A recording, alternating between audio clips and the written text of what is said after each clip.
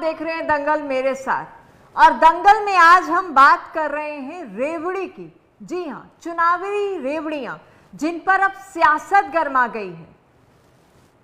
सभी राज्यों पर कितना कर्ज है, उन कर्जों को किस तरह से सरकारें चुका नहीं पा रही हैं और फिर मुफ्त की जो रेवड़ियां बांट रही हैं उससे कितना नुकसान हो रहा है। दंगल के आज के हमारे अहम सवाल जिन पर हम चर्चा करेंगे, चुनावी गारंटी अपार, खजाने का किया बंटाधार, जिम्मेदार कौन? रेवड़ियों वाली पॉलिटिक्स से राज्यों की पॉकेट खाली, हिमाचल ही नहीं कई प्रदेशों में भी छाई है कंगाली। खड़गे ने खोली गारंटी की पोल, बीजेपी ने बजा दिया कांग्रेस का ढोल। ये अहम सवाल जिन पर हम आज चर्चा करेंगे। रेवड़ी पर आर्थिक संकट, खड़गे का बयान मचा सियासी घमासान और खड़गे की सलाह सोच समझकर करो वादा। कर्नाटक सरकार पर सवाल, बीजेपी ने ठोकी है ताल। लेकिन उससे पहले आइए कुछ ग्राफिक्स पर नजर डालते हैं कि किन राज्यों पर कितना कर्ज है, ये समझना बेहद जरूरी है। मार्च 2024 सभी राज्य सरकारों पर कुल 75 लाख करोड़ रुपए का कर्ज है और मार्च 2025 तक बढ़कर 83.31 लाख करोड़ हो जाएगा। इनमें देश में सबसे ज्यादा कर्ज तमिलनाडु पर है। तमिलनाडु में 8.34 लाख करोड़ रुपए का कर्ज है। उत्तर प्रदेश में 7.69 लाख करोड़ रुपए का कर्ज है। महाराष्ट्र पर 7.22 लाख करोड़ रुपए का कर्ज है और पश्चिम बंगाल 6.58 लाख करोड़ रुपए का कर्ज है।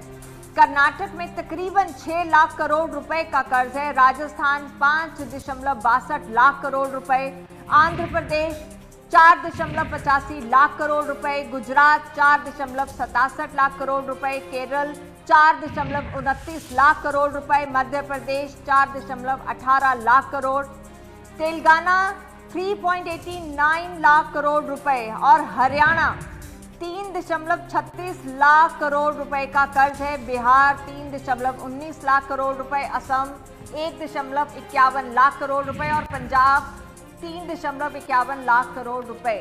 ये वो सभी राज्य हैं जो आप अपनी टीवी स्क्रीन पर देख रहे हैं जिन पर कितना कर्ज है, यानी कि इन सभी राज्यों पर कुल 75 लाख करोड़ रुपए का कर्ज है और मार्च 2025 तक बढ़कर ये 83 लाख हो जाएगा।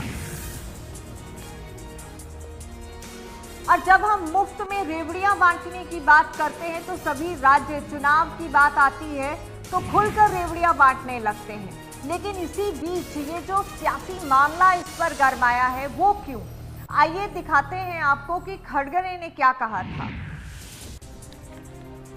कांग्रेस के अध्यक्ष जो खड़गे हैं उन्होंने क्या कहा?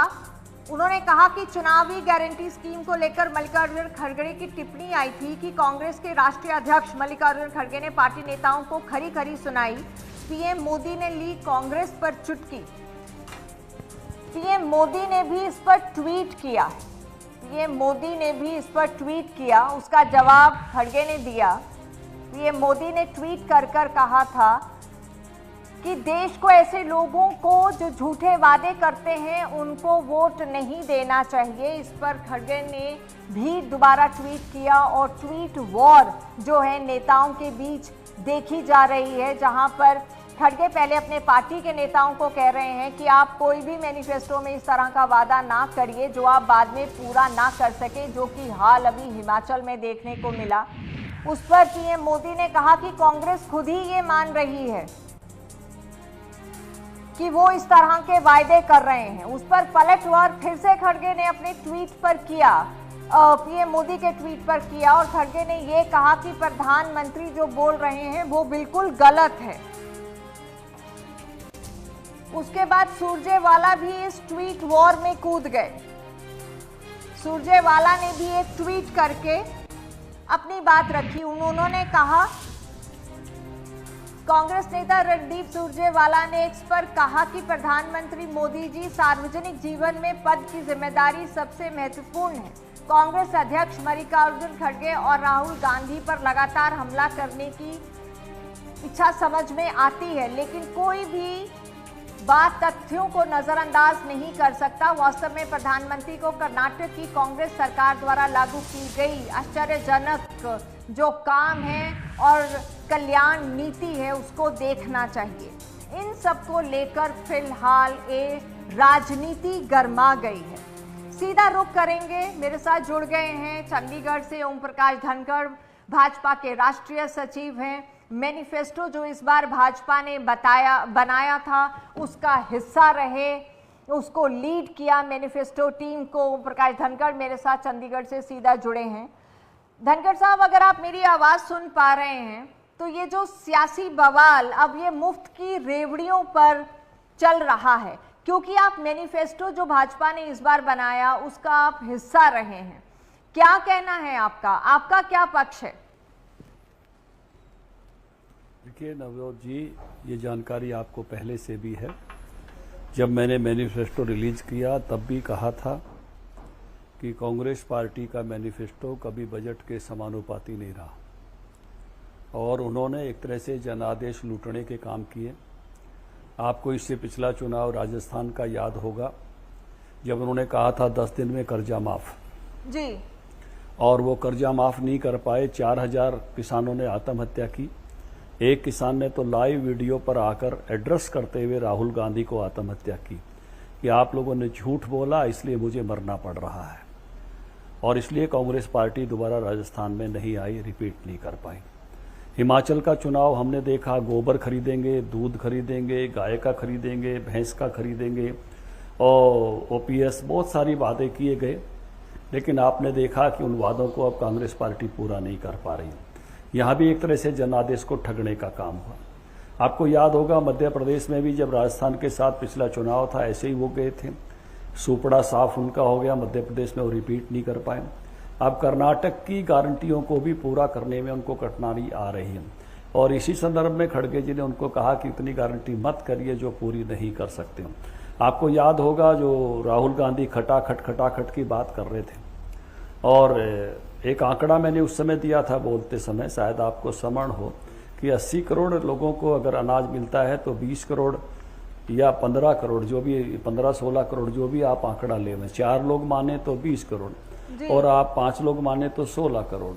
तो इतनी महिलाओं को अगर ये रुपए देंगे तो 15 लाख करोड़ रुपए मिनिमम होते हैं, और 15 लाख करोड़ देश के 45 लाख करोड़ के बजट में से क्या देना संभव है? इन्होंने हमेशा जनादेश को ठगने के लिए झूठे आंकड़ों का इस्तेमाल किया, देश के कई राज्यों को ठगा। मैं कहूँगा कि कांग्रेस पार्टी ने इसके लिए अब माफ़ी मांगनी चाहिए। और दूसरा मैं कहूँगा कि जहाँ ये अपने संकल्प घोषणा पत्र को पूरा नहीं कर पा रहे हैं, वहाँ हाथ जोड़कर शासन छोड़ देना चाहिए कि हम झूठ बोलकर शासन में आए, हमें क्षमा करें, और अब हम ये शासन छोड़ रहे हैं, हम इसको पूरा नहीं कर पाएंगे। धनखड़ जी, एक चीज जो बहुत इंटरेस्टिंग है देखने वाली, वो ये है जो आंकड़े मैंने बताए हैं कि इन राज्यों पर 75 लाख करोड़ रुपए का कर्ज है, जो 2025 तक 83 लाख करोड़ हो जाएगा। बात फ्री बीज की है, बात रेवड़ियां बांटने की है, बात मैनिफेस्टो की होती है और बात चुनाव की भी होती है। बात अगर हरियाणा की करूं तो इस पर भी 3.36 लाख करोड़ का कर्ज है। आपने भी मैनिफेस्टो में 21 रुपए प्रति माह महिलाओं को देने की बात की, 500 रुपए में गैस सिलेंडर देने की बात की, 10 लाख तक का मुफ्त इलाज देने की बात की। इनकी एग्जीक्यूशन को लेकर कितनी प्लानिंग हुई थी ये सब घोषणा पत्र में शामिल करने से पहले? देखिए, हमने उसी समय बताया था कि हम ये जो हमने अपना घोषणा पत्र बनाया है ये बजट के समानुपाती है। हाँ। और हम बजट में इसको पूरा कर पाएंगे, क्योंकि भिन्न भिन्न राज्यों की आर्थिक स्थिति अलग अलग है, और उस आर्थिक स्थिति के हिसाब से हमारा जो लोन है उस सीमा में है जिस सीमा में लोन कोई राज्य वहन कर सकता है। हम उस सीमा से बाहर नहीं गए हैं, हम सुरक्षित सीमा में हैं, और हमने जो कुछ भी अनाउंस किया है अपने संकल्प पत्र में उस सबको पूरा करेंगे, क्योंकि हमने पहले ही ये मालूम था हम सत्ता में आ रहे हैं, और हमने उसके आकलन करके हम आगे बढ़े हैं। उस संकल्प पत्र के जारी करने के वीडियो भी आप देखेंगे तो यही मुख्य लाइन उसमें मैंने कही है कि हमारा जो संकल्प पत्र है वो हमारी आर्थिक स्थितियों के समानुपाती है, उसको पूरा करना आर्थिक स्थितियों के हिसाब से, प्रदेश की आर्थिक स्थितियों के हिसाब से हमारे लिए संभव है। नहीं, आपको लगता है कि बाकी प्रदेशों की आर्थिक स्थिति बिल्कुल अलग थी? अगर हम बात हिमाचल की करें, हम बात कर्नाटक की करें, और हरियाणा की आर्थिक जो परिस्थिति है वो बिल्कुल अलग है, बावजूद इसके कि 3 लाख करोड़। देखिए, ये जब आपको देखना पड़ेगा, जब आपको देखना पड़ेगा नवजोत जी, तो उसमें देखना पड़ेगा कि किस प्रदेश का कुल बजट कितना है, उसमें रेवेन्यू बजट कितना है, और रेवेन्यू के बाद पूंजीगत बजट कितना है, क्योंकि रेवेन्यू बजट बंधा हुआ बजट होता है, और पूंजीगत जो बजट होता है उसमें से ही आप नई चीज़ें कुछ कर सकते हो, या किसी बजट की बढ़ोतरी कितनी होने वाली है आने वाले वर्षों में, तो उसका हिसाब लगाकर ही आप इसको कर सकते हो, नहीं तो नहीं कर सकते। तो हम उन राज्यों में से हैं जो सामान्यतः 1/3 बजट जो है वो पूंजीगत बजट रखते हैं। बहुत सारे राज्य, पंजाब ऐसा जिसका 11% पूंजीगत बजट है, तो वो कहाँ से करेंगे? तो इसलिए जिनका पूंजीगत बजट में खुलापन है वहाँ कुछ चीज़ें करने की संभावनाएं अधिक होती हैं। रेवेन्यू बजट पहले ही तनख्वाहों से या पहले से चली हुई स्कीमों से बंधा हुआ बजट होता है, इसलिए उस राज्य की फिर कुल मिला के उसकी जो हिस्सेदारी है, जो उसका मैं कहूँगा जो रुपया आता कहाँ से है, उसमें किस किस चीज़ की कितनी हिस्सेदारी है, और जाता कहाँ है उसकी कितनी कितनी हिस्सेदारी है, ये दोनों देखने पड़ते हैं। अगर आने वाला ही हिस्सा बढ़ चला है बहुत ज़्यादा कर्जे का, तो फिर देने में कठिनाइयाँ उनको आने वाली। इसलिए जब बजट रखा जाता है तो वो पाई डायग्राम में दोनों चीज़ें दिखाई जाती हैं हर राज्य की, लेकिन सबसे महत्वपूर्ण आंकड़ा जो मैं कहूँगा कि उनके पास खुला बजट कितना है खर्च करने के लिए, उसी पर निर्भरता होती है आने वाली स्कीमों को इम्प्लीमेंट करने की। रेवेन्यू बजट में वो नहीं हो सकती, वो पहले से चली हुई स्कीमों और तनख्वाहों के लिए ही उपलब्ध होता है, तो उसको नहीं कर सकते। इसलिए बहुत सारे राज्यों को जो ऐसी घोषणाएं कर देते हैं उनको फिर तनख्वाहें देने में कठिनाई आती है, उनको दिक्कत आने लगती है, वो कई महीनों तक फिर तनख्वाहें नहीं दे पाते। तो आपको लगता है कि बीजेपी को ऑब्वियसली जिस तरह से मल्लिकार्जुन खड़गे ने ये बयान दिया, अपने नेताओं को ये कहा, उसके बाद प्रधानमंत्री का ट्वीट आया, फिर उसके बाद दोबारा से एक ट्विटर वॉर देखने को मिली, फिर से खड़गे ने जवाब दिया, अब सुरजेवाला भी उसमें आ गए, तो ये जो सियासत इस पर होने लगी है, बजाय इसके कि ऑनेस्टली एक्सेप्ट किया जाए कि जो फ्री बीज हैं, जो रेवड़ियां बांटी जाती हैं, उस पर कहीं ना कहीं अंकुश लगना जरूरी है और लगना भी चाहिए, बजाय इसके कि सियासत होने लगे, इसे कितना सही मानते हैं आप? देखिए ना, जब एक तरह से उन्होंने स्वीकार कर लिया तो बिल्ली थैले से बाहर आ गई है। घटनाक्रम से तो पहले ही आ रही थी, उनके बयान से भी आ गई, अब बिल्ली को फिर से अंदर कर रहे हैं, तो ऐसा होता नहीं है ना, ये होता नहीं है इस तरह से। हमारे यहाँ हरियाणा में एक कहावत है, बोरा जी वाला सांग नहीं भर सकते, बाकी कोई भी सांग भर सकते हैं। इसका मतलब होता है कि पैसे वाले का सांग नहीं भरा जा सकता, बाकी सांग भरे जा सकते हैं। पैसा हो तो ही पैसे वाला काम हो सकता है, पैसे वाले का ड्रामा आप नहीं कर सकते। अगर आपका राज्य की इकोनॉमी मजबूत है और आपके पास खुला बजट है, पूंजीगत बजट, रेवेन्यू के अलावा चीजें कर पाएंगे। अगर आपका रेवेन्यू बजट ही लिमिटेड है तो आप नहीं कर पाएंगे, मतलब पूंजीगत बजट ही लिमिटेड है, रेवेन्यू बजट तो आपका बंधा हुआ बजट है। मेरे शब्द उच्चारण में अलग आया, इसलिए पूंजीगत बजट कितना खुला है किस राज्य का, और राज्य के इनकम से और स्रोत में किस किस तरह से कितनी इनकम आ रही है, उसी पर सब निर्भरता होती है। लेकिन उसके बावजूद रणदीप सुरजेवाला का ट्वीट आता है और वो इस पर कहते हैं कि आप कर्नाटक की सार्वजनिक कल्याण गारंटी की सराहना आपको करनी चाहिए, ना कि इस पर सियासत करनी चाहिए। देखिए, मैंने कहा कि कांग्रेस लीपापोती में लग गई है। मैं भी स्वीकार्यता की तो सराहना करूंगा, लेकिन जो गलती हुई उसकी माफी मांगने के लिए भी कहूंगा, और जहां पूरा नहीं कर पा रहे वहां कहूंगा हाथ जोड़कर छोड़कर जाएं। देखिए, आपने देखा था एक बार इंग्लैंड की प्रधानमंत्री ने बड़े हाथ जोड़कर माफी मांग ली थी कि मैं देश को नहीं चला सकती, जब ऋषि सुनक आए थे। तो वो भी एक ईमानदार प्रयास था, मैं प्रशंसा करूंगा। अगर ये नहीं चला पा रहे हैं, अगर इकोनॉमी को नहीं संभाल पा रहे हैं, गलत वादे करके आ गए हैं, तो माफी मांगे और छोड़कर चले जाएं। तो क्या मल्लिकार्जुन खड़गे का अपने नेताओं को ये कह देना, ये क्या ऑनेस्ट एक कन्फेशन नहीं था कि भाई आप उतना ही वायदा कीजिए जितना आप निभा सकते हैं, तो फिर इस पर सियासत क्यों? बिल्कुल सही, मैं कहता तो सही कहा उन्होंने, सही कहा, लेकिन जो पीछे की गलतियां हुई उनके लिए क्षमा मांगनी चाहिए, भी मैं कह रहा हूं। और अब नहीं कर पा रहे, उसके लिए क्षमा मांगकर छोड़ देना चाहिए। लेकिन जहां तक राजनीतिक दलों की बात है, सियासत की बात है, और खास तौर पे जिन प्रदेशों में चुनाव होता है धनखड़ जी, वहां तो ये एक ऐसा होड़ सी लग जाती है कि फ्रीबीज, रेवड़ियां बांटनी है वोट के लिए, क्योंकि उस वक्त पैरामीटर सिर्फ वोट होता है। एक नया डायमेंशन आ गया है। आज आप इस पर संज्ञान लेके चर्चा कर रही हैं।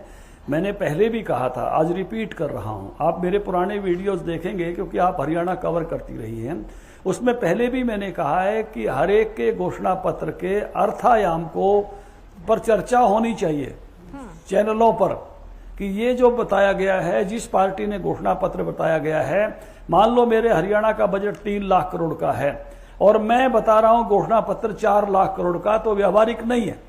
और 4 लाख करोड़ में भी मेरे पास अगर 1/3 पूंजीगत है तो 1 लाख करोड़, और सारा पूंजीगत पैसा क्या स्कीमों पर, रेवड़ियों पे खत्म कर दूंगा तो नहीं कर सकता। तो उसके कितने % कर सकता हूं? मैंने नए स्कूल भी बनाने हैं, नए अस्पताल भी बनाने हैं, नई सड़कें भी बनानी हैं, तो उस सबका ध्यान रखते हुए मैं क्या कर सकता हूं, इस पर बहस होनी चाहिए। बहस होनी। अब महाराष्ट्र और झारखंड के लिए बहस करिए आप। हाँ, तो इससे बहस होनी चाहिए, जिम्मेदारी लेनी चाहिए, लेकिन ऐसा हो नहीं रहा है। ये सभी राजनीतिक दलों को भी सामने आना होगा और ये जिम्मेदारी तय करनी होगी कि ये जो रेवड़ी राजनीति है।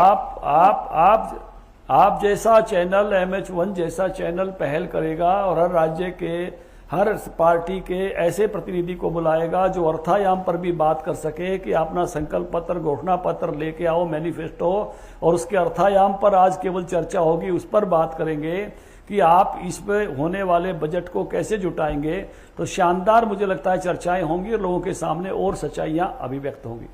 क्या आपको लगता है कि अब वक्त आ गया है, राजनीतिक दलों को भी बहुत जिम्मेदारी लेने की जरूरत है? अगर चुनाव में जा रहे हैं तो उससे पहले जो भी वायदे, और खास तौर पे जो रेवड़ियों की हम बात कर रहे हैं, उन्हें इस तरह से ना घोषणाएं नहीं करनी होंगी।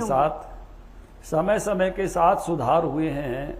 उत्तर के अखबार दक्षिण नहीं जाते थे, दक्षिण के अखबार उत्तर नहीं आते थे, उत्तर में कुछ बोलते थे लोग, दक्षिण में कुछ बोलते थे।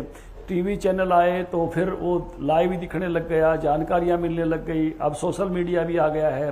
अब महीनों पहले कही हुई बातों को भी लोग रिकॉर्ड रखते हैं, सालों कही हुई बातों को भी रिकॉर्ड रखते हैं, और पहले क्या कहा गया था, बाद में क्या कहा गया, सब पब्लिक डोमेन में आता है। ये भी एक नया आयाम है, और अब नया आयाम इसमें जुड़ेगा ही जुड़ेगा। और ये मुझे लग रहा है कि आपने इसकी पहल की है, इसके लिए आपको साधुवाद। जी शुक्रिया। और मैंने पहल की इस बात को बार बार उठाने की, वो आपके ध्यान में है। जी बिल्कुल, आपने कई बार कहा है, लेकिन मेरा एक और सवाल है कि हरियाणा पर 3.36 लाख करोड़ रुपए का कर्ज है। पिछले 10 साल से भाजपा की सरकार सत्ता में है, भाजपा यहाँ पर है, और अभी भी कुछ चीजें जो इस बार मैनिफेस्टो में प्रॉमिस की गई हैं, इतने लाख कर्ज, क्योंकि हमेशा ये कह दिया जाता है कि ये कर्जा तो पिछली सरकारों के वक्त से चला आ रहा है, अब उसमें इजाफा होता जा रहा है। आपकी नजर में क्या कदम उठाए जाने चाहिए कि ये कर्जा लगातार बढ़ता ना जाए?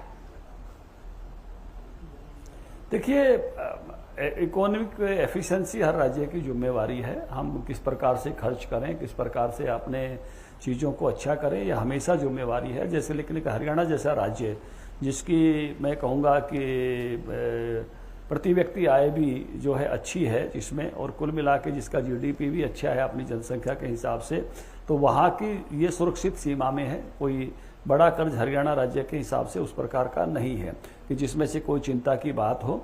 तो उस नाते से ये और राज्यों के लिए कर्ज, उनकी आर्थिक स्थिति कैसी है, उनकी प्रति व्यक्ति आय कैसी है, उन पर किस प्रकार का वो उनकी स्टेट की इकोनॉमी में बाकी किस प्रकार की स्थितियां हैं, पूंजीगत बजट कितना है, रेवेन्यू कितना है, इनकम कहाँ से आ रही है, सारे तथ्य देखकर इस पर जो है तय हो सकता है। हर व्यक्ति की अलग अलग जैसे पेइंग कैपेसिटी होती है, उसी प्रकार से उसको बैंक कर्ज देते हैं, लोग कर्ज देते हैं। तो राज्यों की भी अलग अलग पेइंग कैपेसिटी है और उसी हिसाब से राज्यों का ये देखा जाता है। यानी हर व्यक्ति के लिए एक कर्ज एक अलग मात्रा है उसकी पेइंग कैपेसिटी के हिसाब से। किसी के लिए करोड़ों का कर्ज भी कुछ नहीं है, किसी के लिए लाखों का खर्च भी बहुत बड़ा है, किसी के लिए हजारों का खर्च भी बहुत बड़ा हो जाता है। It depends on paying capacity individual. इसी प्रकार से स्टेटों की भी अपनी पेइंग कैपेसिटी है और आर्थिक सुदृढ़ीकरण है, उसके हिसाब से तय होता है। लेकिन हर कैपेसिटी का एक सैचुरेशन पॉइंट आता है और वो सैचुरेशन पॉइंट किसी भी राज्य के लिए आ सकता है, इससे इनकार नहीं किया जा सकता। ऐसे में बेहद जिम्मेदारी हो जाती है सरकार चलाने वालों पर भी और सरकार पर कि जब भी आप कोई घोषणाएं करें और लगातार कर्ज अगर बढ़ रहा है तो उस पर कहीं ना कहीं अंकुश लगाने की सेल्फ रेगुलेशन बेहद जरूरी है। धनखड़ जी, देखिए, बिल्कुल आपने बहुत सुंदर बात कही है। हमने लंका में इकोनॉमी को विफल होते हुए देखा पीछे, हमने न्यूजीलैंड की प्राइम मिनिस्टर को रोते हुए इस्तीफा देखा, हमने इंग्लैंड की प्राइम मिनिस्टर को छोड़ते हुए देखा। तो ये जो कहावत है, जेते तेते पाँव पसारिए जेती लांबी सोड़, तो ये निश्चित रूप से हर राज्य को देखने की जरूरत है, लेकिन हम उसमें से अभी अच्छी स्थिति में हैं, इसलिए हरियाणा की अभी चिंता मत करिए। चिंता तो होनी चाहिए, जबकि वक्त आ जाए फिर चिंता हो, उससे पहले ही चिंता हो जाए तो ज्यादा अच्छा है। नहीं, अभी उस सीमा में ऐसे अभी कोई, हरियाणा की आर्थिक स्थिति सुदृढ़ है और अच्छी है, हमारे लिए कर्ज ये कोई बड़ा कर्ज नहीं। चलिए, बेहद शुक्रिया ओम प्रकाश धनखड़ हमारे साथ जुड़कर अपनी बात रखने के लिए। तो ये थे भाजपा के राष्ट्रीय सचिव ओम प्रकाश धनखड़, जिन्होंने अपनी बात रखी। ये जो पूरा सियासी बवाल इन रेवड़ियों पर मचा हुआ है, क्योंकि ओम प्रकाश धनखड़ जो भाजपा की मैनिफेस्टो घोषणा पत्र बना उस कमेटी का हिस्सा थे, उसे लीड किया, इसलिए इनसे बात कर जानना बेहद जरूरी था। क्योंकि रेवड़ियों की बात आती है, फ्रीबीज की बात आती है, तो चुनाव के वक्त सब पार्टियां दिल खोलकर घोषणाएं करती हैं, लेकिन उसके बाद जो सूरत हाल देखने को मिलता है वो कई तरह के सवाल खड़े करता है। इस चर्चा को जारी रखेंगे। एक छोटे से ब्रेक के बाद हमारे साथ कुछ और खास मेहमान जुड़े हैं, उनसे बात करेंगे इस अहम मुद्दे पर, एक छोटे से ब्रेक के बाद।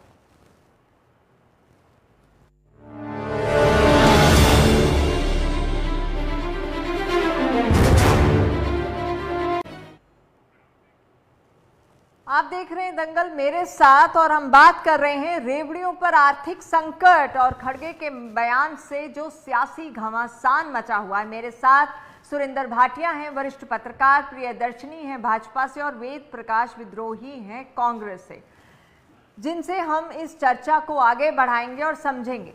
वेद प्रकाश जी, मल्लिकार्जुन खड़गे का बयान और इस पर सियासी घमासान शुरू हो गया है, क्या कहना है आपका?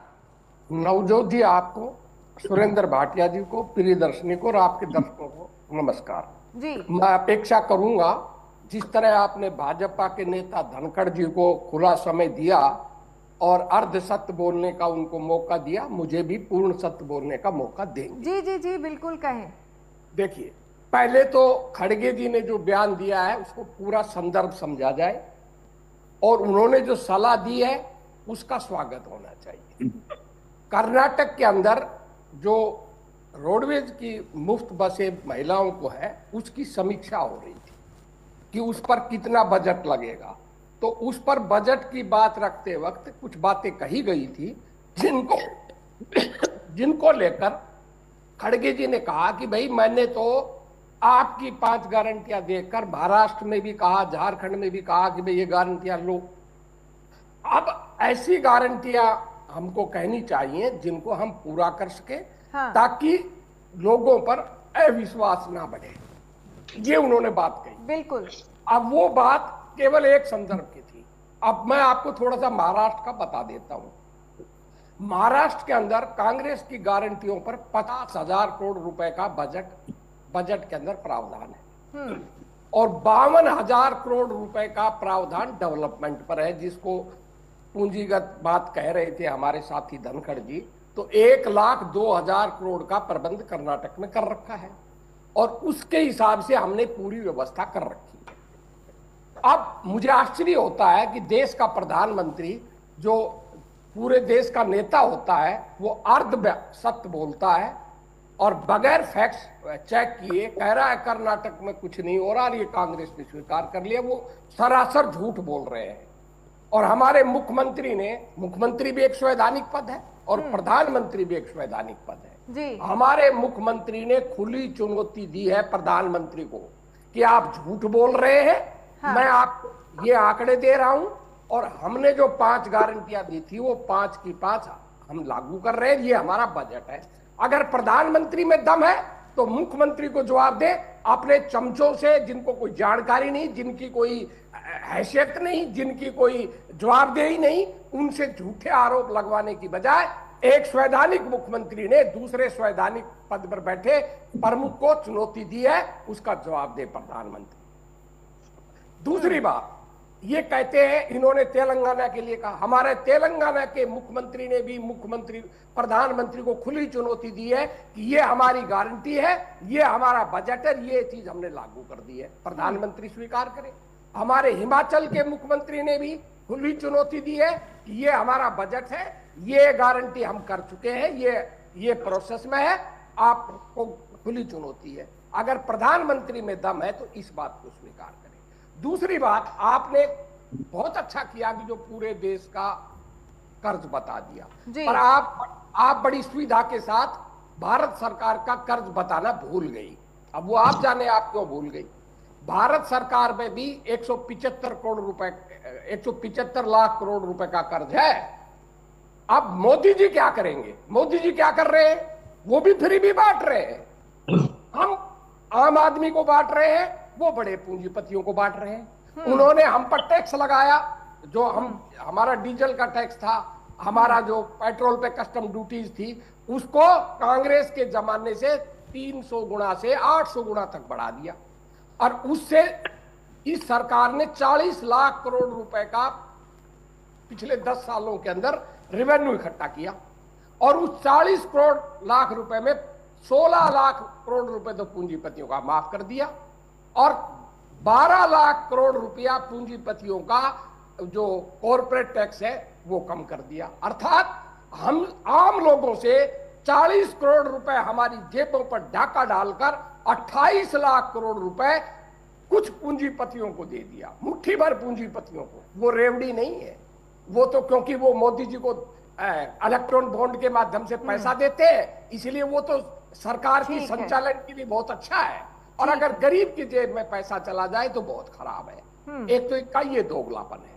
दूसरा, मैं अपेक्षा कर रहा था श्री धनखड़ जी हमारे बहुत पुराने मित्र हैं, वो जितना अर्थशास्त्र जानते हैं, वो सरकार में रहे, मैं सहमत हूं, पर वो भी जानते होंगे, वो आहत उठाने लगे ये मुद्दे। और मैं जब मुद्दे उठाया करता था जब वो विद्यार्थी थे और हमारे मुद्दों की नकल कर कर वो कहा करते थे, विद्रोही जी आप तो बहुत अच्छे गरीब के मुद्दे उठाते हो, तो थोड़ा बहुत अर्थशास्त्र का ज्ञान हमें भी है, उन जितना नहीं होगा। उन्होंने सारी बातें बता दी, पर यह नहीं बताया कि उनकी जो 5 गारंटियां थी वो सच्ची कैसे थी, हमारी 7 गारंटियां गलत कैसे थी। हमारी 7 गारंटियों में 5 गारंटी हूबहू उन्होंने नकल कर रखी है एज इट इज।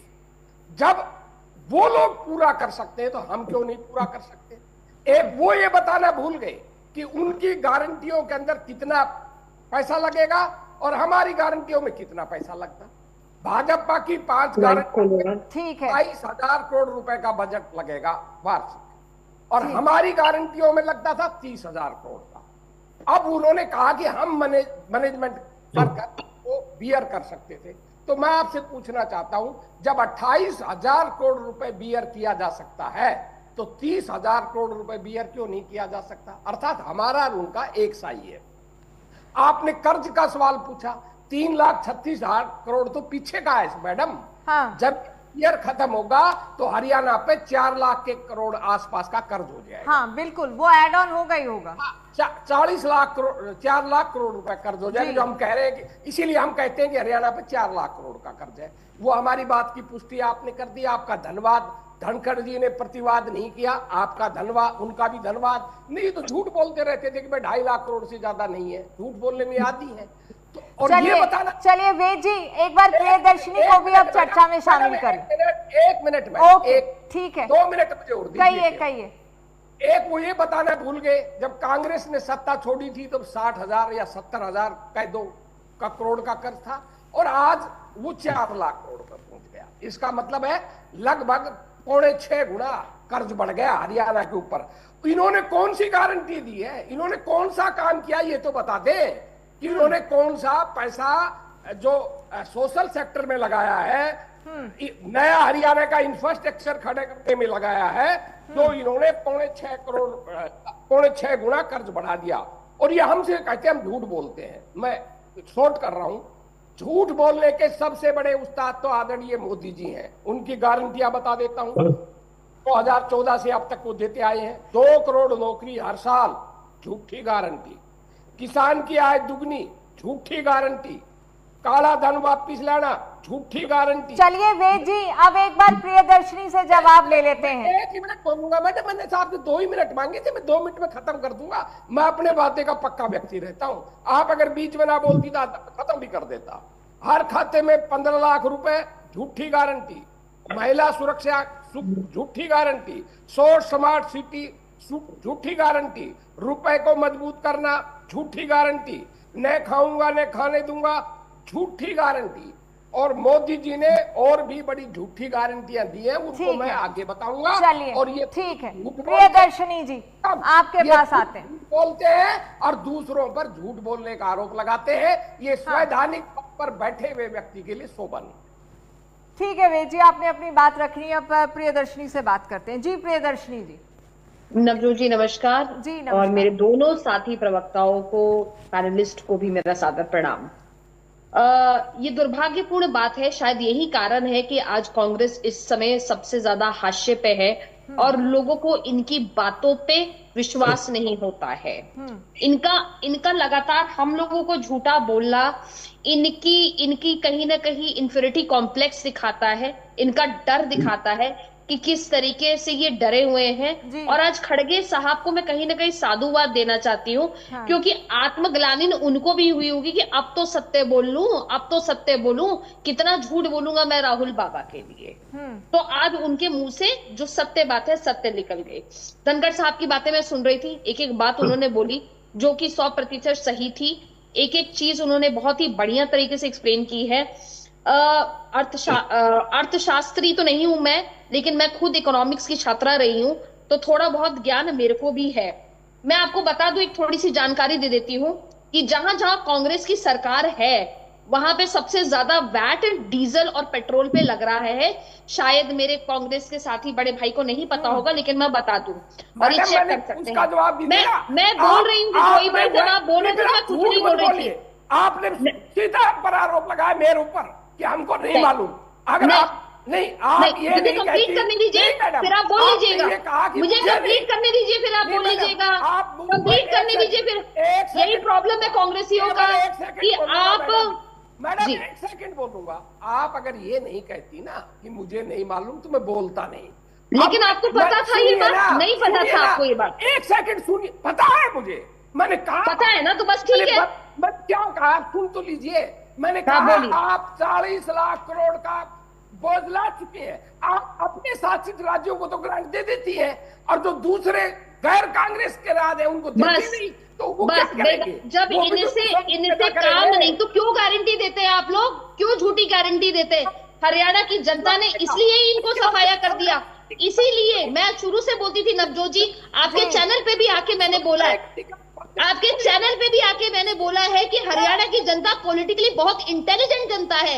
मुझे लगता है कि सब नहीं करके बात कर ले तो ज्यादा अच्छा है। वेद जी, आपकी बात बड़ी इत्मीनान से सुनी है मैंने। अब एक बार प्रियदर्शनी को बोल लेने दे ताकि मैं भाटिया जी के पास जा सकूं, उनसे बात कर सकूं। या तो मैं आपकी नहीं वेद भाई, क्या मैं आपकी बातों में एक शब्द बोल रही थी? एक शब्द मैंने नहीं बोला, कोई बात मैंने आपको बोलने दिया। अच्छा, बहस भी कर लीजिएगा, लेकिन प्रियदर्शनी जल्दी से अपनी बात कहिए। भाटिया जी के पास एक बार चलूंगी प्लीज। ठीक है जी। आप ये बताइए कि इन्होंने हिमाचल में, कर्नाटका का हाल तो सबको मालूम है। 1500 किसानों ने आत्महत्या की, बुरा हाल है वहां पे।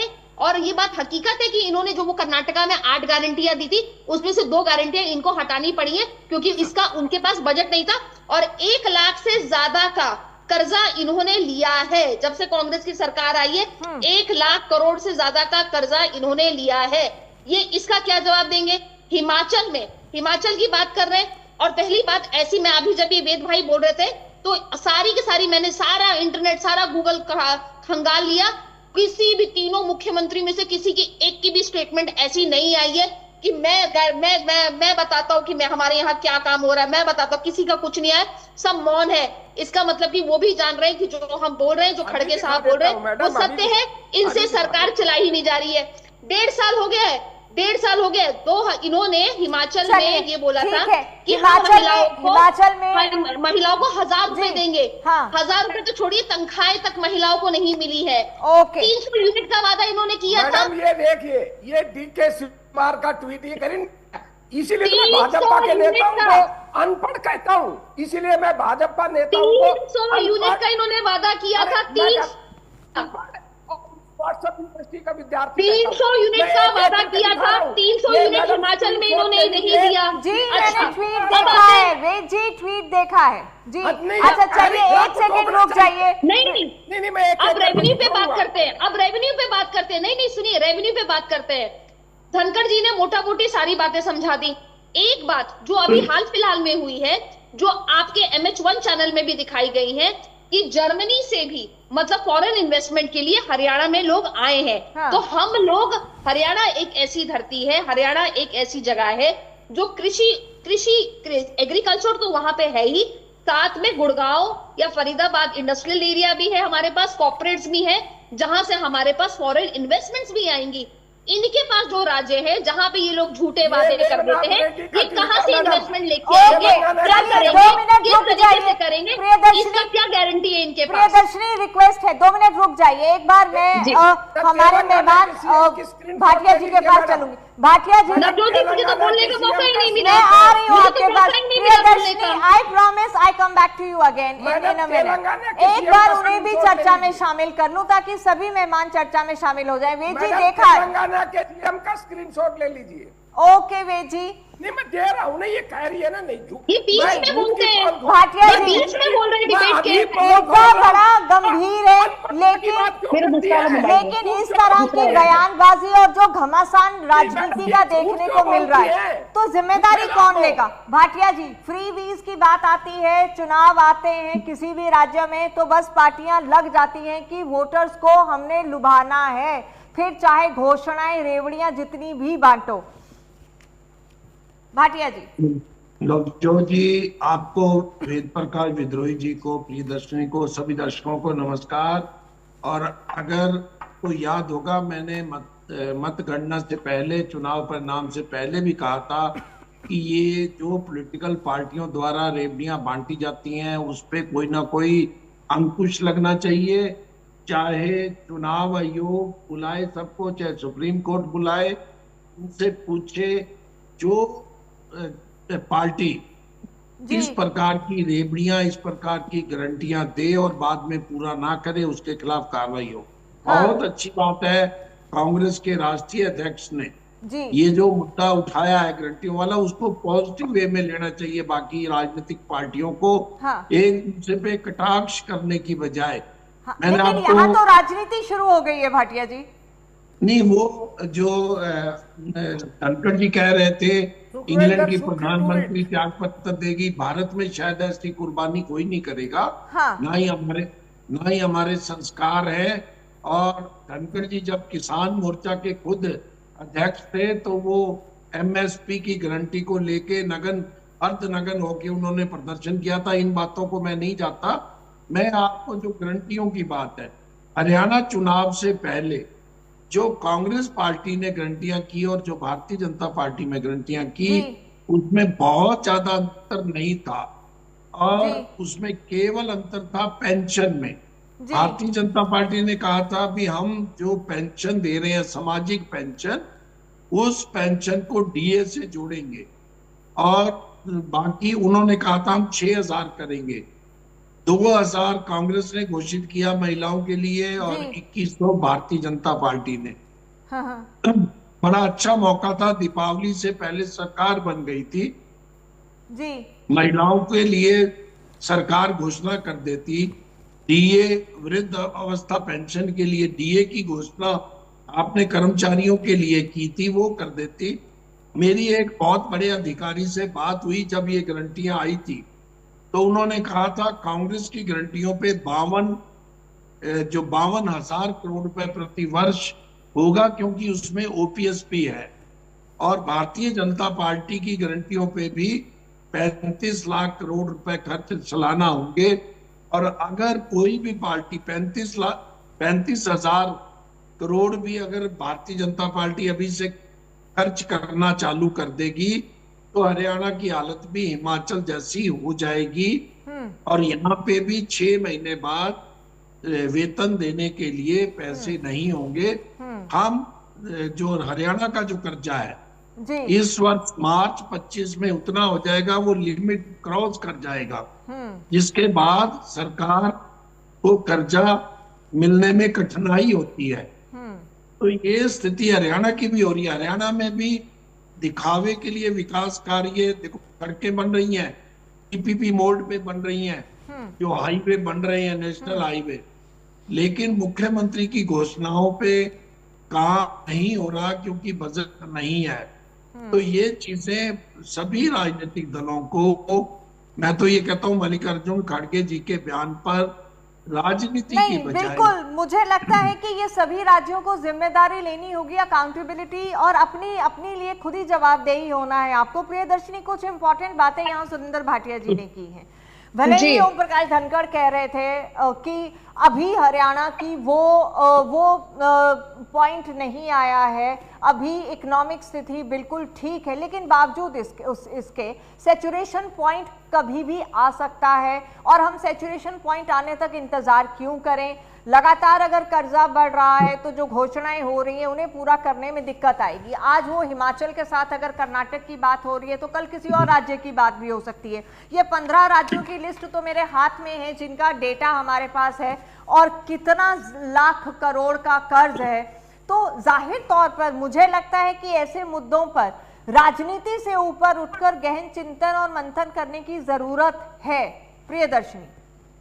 नवजोत जी, बिल्कुल बात आपने सही कही, बहुत सुंदर बात भाटिया जी ने भी कही।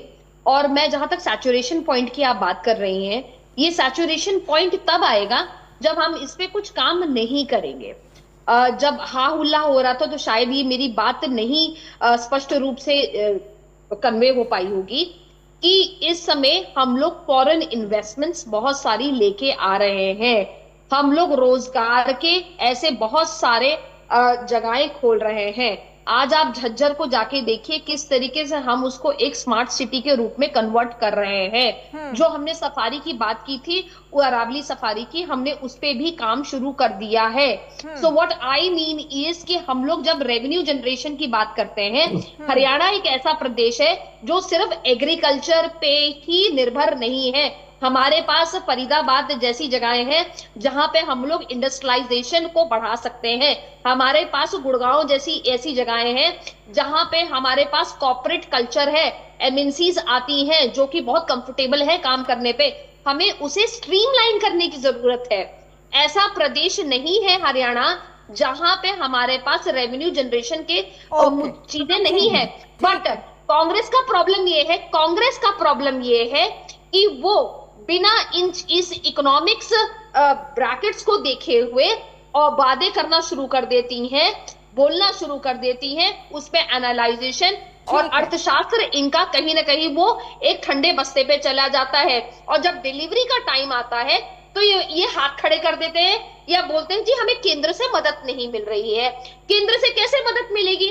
जो आप अपना रेवेन्यू है, आपका केंद्र सरकार आपको एक लिमिटेड रेवेन्यू बजट दे सकती है, लेकिन उसके बाद रेवेन्यू तो आप ही को जनरेट करना है ना। रोक रही हूँ आपको क्योंकि वक्त की कमी है। वेद जी, आपसे भी रिक्वेस्ट है कि जवाब संक्षेप में दीजिएगा। जो प्रियदर्शनी ने कहा वो भी, और कुछ बातें जो पीएम मोदी ने कही कि कांग्रेस झूठे वादों की कांग्रेस से लोगों को रहना होगा होशियार, और इन्होंने ये भी कहा है कि कांग्रेस को वोट देना मतलब गैर शासन, खराब अर्थव्यवस्था और बेमिसाल लूट के लिए वोट देना। ये बड़ी बात। मैडम, लुटेरा कौन है जी? 1947 से लेकर 2014 तक भारत पर 53 लाख करोड़ रुपए का कर्ज था। हाँ। और 10 सालों में मोदी जी ने 122 लाख करोड़ रुपए। ये तो गरीबी हटाने वाले थे, तो कर्जा कैसे हो गया? अब लुटेरा कौन है? आप नहीं, ये तो गरीबी हटाने वाले थे। कितने बड़े इनकी तो राहुल गांधी की दादी तो बोल रही थी कि गरीबी हटाओ। आ रही है हरियाणा में FDI आ रही है। तो ये कैसे आया कर्जा? इस पे जवाब दे देंगे। एक IMT बनाई हो तो बना दो, क्या आसमान में बनाएंगे? 1 इंच जमीन 60 साल कांग्रेसियों ने राज किया, और उसके बाद ये हमारे पर नाम लगा रहे हैं। आज इंफ्रास्ट्रक्चर आप देख लीजिए, तीनों शहरों की क्या हालत नहीं, आज का आप इंफ्रास्ट्रक्चर देख लीजिए, इंफ्रास्ट्रक्चर आज कांग्रेसियों ने क्या इंफ्रास्ट्रक्चर बनाया है, क्या बनाया है ये नहीं मालूम तेरे गुड़गांव की क्या हालत है, ये कह रही है। चलिए माफी चाहूंगी, मेरे गुड़गांव की क्या हालत है, माफी चाहूंगी आप दोनों से। सबसे ज्यादा भाटिया जी बहुत ही संक्षेप में, ये जो मौजूदा बातें प्रधानमंत्री द्वारा भी कही गई हैं और जो मौजूदा सिचुएशन है फ्रीबीज की, इसको लेकर आपके फाइनल कमेंट्स। भाटिया जी जल्दी से 10 सेकंड में प्लीज। नवजोत जी इस पे किसी दिन आप बहस करें बिना राजनीति के, मुख्यमंत्री मेरा यही फाइनल कमेंट्स है, बिना राजनीति के, और कोशिश करें राजनीतिक प्रवक्ताओं के बिना। बिल्कुल आप सही कह रहे हैं, आप सही कह रहे हैं भाटिया जी, ये मुद्दा बेहद गंभीर है और जरूरी है कि इस पर गहन चिंतन होना चाहिए, क्योंकि सभी राज्यों को जिम्मेदारी लेनी होगी। लेकिन भाटिया जी फिर भी मैं आपसे ये जरूर जानना चाहूंगी, आपने भी कहा कि सैचुरेशन पॉइंट किसी भी राज्य का कभी भी आ सकता है और उसके लिए तैयार रहना चाहिए। सिर्फ घोषणाएं करनी, घोषणाओं के लिए ये सही कदम नहीं है। भाटिया जी। नवजोत जी, जो भारतीय जनता पार्टी तीसरी बार सत्ता में आई है, आप देख लेंगे, क्योंकि सैचुरेशन पॉइंट होने का केवल यही प्रमाण है, इन घोषणाओं को ये कोशिश करेंगे लिंगर ऑन करने की। हाँ। और अगर ऐसा सिचुएशन पॉइंट ना हो तो महिलाओं को गारंटी जो दी है उसकी कम से कम घोषणा कर दें, बुजुर्गों को डीए के साथ पेंशन बढ़ा दें। 3200 रुपए की ये बजट के बाद से देंगे, बजट के बाद ही और इस पे राजनीतिक दलों को विचार। भाटिया जी एक सेकंड, बजट के अंदर 2024 का बजट याद कर ले, पत्रकार है, मुख्यमंत्री खट्टर ने घोषणा की थी कि 1 नवंबर से 250 रुपए की बढ़ोतरी हो जाएगी, तो आज 3250 रुपए पेंशन मिलनी चाहिए। ये तो बजट का वादा है मैडम। सर कहां गए 250 रुपए बताइए लोग, वो तो 2024 के बजट में वादा किया था। डीए के अनुसार 4500 होना चाहिए, 4500। आप 53% डीए बुजुर्गों को सामाजिक पेंशन में दे आओ, जो तो भाटिया जी आपका कहना है कि जो घोषणाएं की जाती हैं फिर उन्हें इंप्लीमेंट नहीं किया जाता, उन्हें डिले इसीलिए किया जाता है क्योंकि बजट नहीं है, पैसा नहीं। बिल्कुल बिल्कुल।